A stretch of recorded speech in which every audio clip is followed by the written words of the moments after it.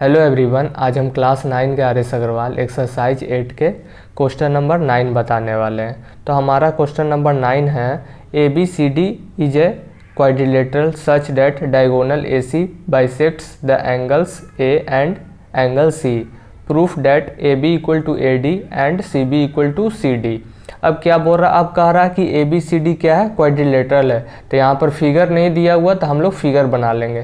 तो यहाँ पर क्वाड्रिलेटरल का फिगर बना लेते हैं हम लोग। तो ये हमारा क्वाड्रिलेटरल हो गया। अब यहाँ पर ए बी सी डी, ये हमारा ए बी सी डी क्या हो गया, क्वाड्रिलेटरल हो गया। सच डैट, अब क्या बोल रहा, सच डैट डायगोनल ए सी। तो यहाँ पर डायगोनल ए सी बना लेते हैं। तो यहाँ पर जो डायगोनल ए सी है बाइसेक्ट कर रहा है किसको, एंगल ए को और एंगल सी को। तो यानी कि एंगल ए को, तो यानी कि ये एंगल आपस में इक्वल होगा। एंगल सी को भी बाइसेक्ट कर रहा है ए सी, तो ये एंगल और ये एंगल भी क्या होगा, इक्वल होगा। अब देखिए अब क्या कर रहा, कह रहा proof that A B equal to A D. अब ए बी और ए डी प्रूफ करने के लिए बोला, दोनों को इक्वल, और सी बी और सी डी को आपस में इक्वल करने के लिए बोला। ये दो चीज़ हम लोग को प्रूफ करना है, A B equal to A D और C B equal to C D.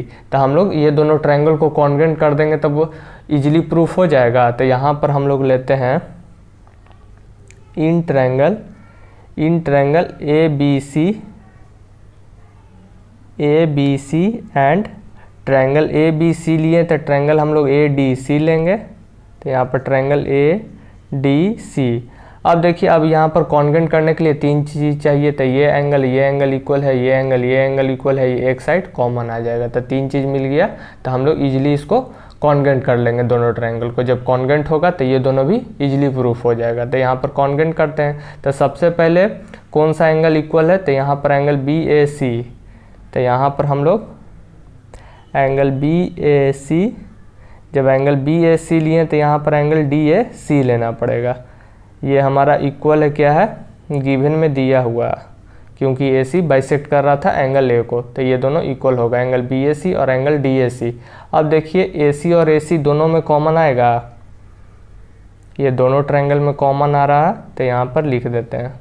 अब एक चीज़ और, अब ये एंगल और ये एंगल इक्वल हो जाएगा क्योंकि ए सी बाइसेक्ट कर रहा है एंगल सी को। तो यहाँ पर हो जाएगा एंगल बी सी ए,